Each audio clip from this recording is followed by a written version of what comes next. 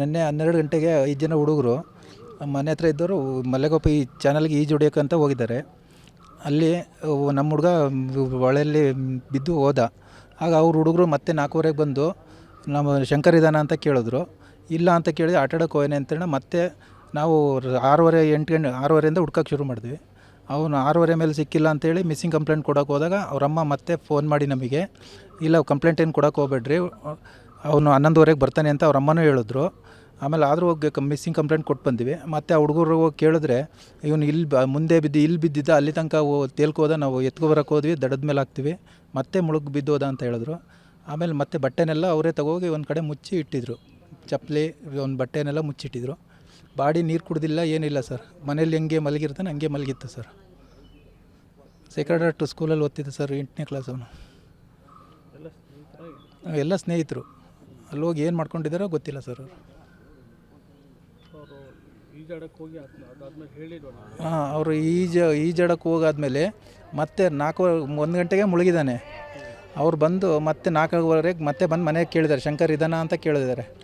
ಇಲ್ಲ ಅಂತ ಹೇಳಿದ್ದಕ್ಕೆ ಅವ್ರು ಮತ್ತೆ ಮನೆಗೆ ಹೋಗಿ ಅವ್ರ ಅಮ್ಮವರು ರಾತ್ರಿ 11 ಗಂಟೆಗೆ ಏನೋ ಫೋನ್ ಮಾಡಿ, ನಿಮ್ಮ ಮಗ ಬರ್ತಾನೆ 11:30ಗೆ, ನೀವೇನು ಟೆನ್ಷನ್ ತಗೋಬೇಡ್ರಿ ಅಂತ ಹೇಳಿ ಅವರಮ್ಮ ನಮ್ಮ ಮನೆಗೆ ಫೋನ್ ಮಾಡಿ ಹೇಳಿದ್ರು ಸರ್. ಆ ಹುಡುಗ ಇದ್ದಾನೆ, ಒಬ್ಬ ಹುಡುಗ ಇದ್ದಾನೆ ಅವರಮ್ಮ ಸರ್.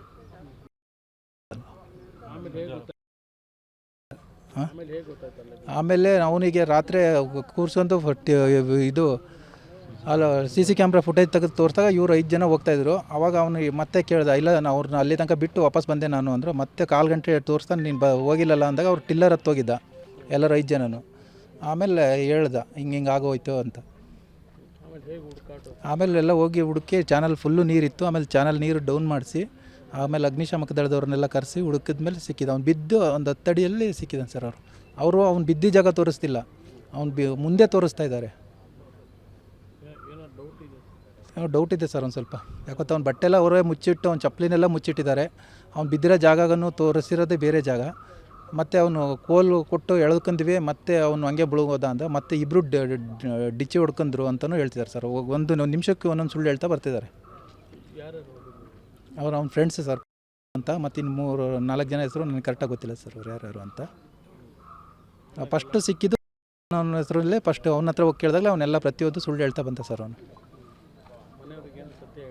ಮನೆಯವ್ರು ಒಂದು ಚೂರು ಸತ್ಯ ಹೇಳಿಲ್ಲ. ಆಮೇಲೆ ರಾತ್ರಿ 1 ಗಂಟೆಗೆ ಸತ್ಯ ಹೇಳಿರೋದು ಅವನು, ಹಿಂಗೆ ಆಗೋಯ್ತು ಅಂತ. ಪೊಲೀಸ್ ಕಂಪ್ಲೇಂಟ್ ಕೊಟ್ಟಾದಮೇಲೆ ಆಮೇಲೆ CCTV ಫುಟೇಜ್ ಯಾವಾಗ ಅವನಿಗೆ ತೋರಿಸ್ತೀವಿ, ನೀನು ಇಲ್ಲಿಂದ ಹೋದ ಮನೆಗೆ ವಾಪಸ್ ಬಂದಿಲ್ಲ, ಅವ್ರ ಜೊತೆಗೆ ಹೋಗಿರುತ್ತೆ ಇದು ಮಾಡ್ದ ಸರ್ ಅವನು. ಅವಾಗೆಲ್ಲ ಹೇಳ್ದ ಅವನು. ಡೌಟ್ ಇದೆ ಸರ್ ಅವನು. ಯಾಕೊತ್ತ ಅವ್ರು ಬಟ್ಟೆ ಎಲ್ಲ ಮುಚ್ಚಿಟ್ಟಿದ್ದಾರೆ ಸರ್ ಅವರು, ಬಟ್ಟೆ ಚಪ್ಪಲಿ ಪ್ರತಿಯೊಂದು. ಅವ್ನು ಬಿದ್ದಿದ್ದಕ್ಕಿಂತ ಒಂದು 15 ಮೀಟ್ರು ಮುಂದೆ ಹೋಗಿ ಅವ್ನು ಚಪ್ಪಲಿನೆಲ್ಲ ಅಡಿಕೆ ಸಿಪ್ಪೆ ಒಳಗೆ ಮುಚ್ಚಿಟ್ಟಿದ್ದಾರೆ, ಚಪ್ಪಲಿ ಬಟ್ಟೆನೆಲ್ಲ. ಹುಡುಕಿದ್ಮೇಲೆ ಅವರೇ ಬೆಳಗ್ಗೆ ಬಂದು ಅವರೇ ತೋರಿಸ್ಕೊಟ್ಟಿದ್ದು ಸರ್ ಅವರು. ಇಲ್ಲೇ ಚಪ್ಪಲಿ ಎಲ್ಲ ಇಲ್ಲೇ ಮುಚ್ಚಿಟ್ಟಿದ್ದೀವಿ ನಾವು ಅಂತ. ಆಮೇಲೆ ಅಲ್ಲಿ ಒಂದು ಉದ್ದ ಕೋಲು ತೋರಿಸಿದ್ರು, ಈ ಕೋಲಲ್ಲಿ ಎಳ್ಕೊಂತೀವಿ ನಾವು, ಅವ್ನು ಸಿಕ್ಕಿಲ್ಲ ನಮಗೆ ಅಂತಲೂ ಹೇಳ್ದ ಸರ್ ಅವರು. ಆದರೆ ಅವನು ಅಲ್ಲಿಗೆ ಹೋಗಿರಲಿಲ್ಲ, ಅವ್ನು ಇನ್ನೂ ಹಿಂದ್ಗಡೆ ಒಂದು 15 ಮೀಟ್ರ್ ಹಿಂದೆನೇ ಅವ್ನು ಬಾಡಿ ಸಿಕ್ಕಿರೋ ಸರ್. ಏನು ಅಂತ ಗೊತ್ತಿಲ್ಲ ಸರ್, ಅವ್ರು ಏನೇನು ಮಾಡ್ಕೊಂಡ್ರು ಅಲ್ಲಿ ಅಂತ ಗೊತ್ತಾಗ್ತಿಲ್ಲ ಸರ್. ತನಿಖೆ ಆಗ್ಬೇಕು ಸರ್ ಇದು.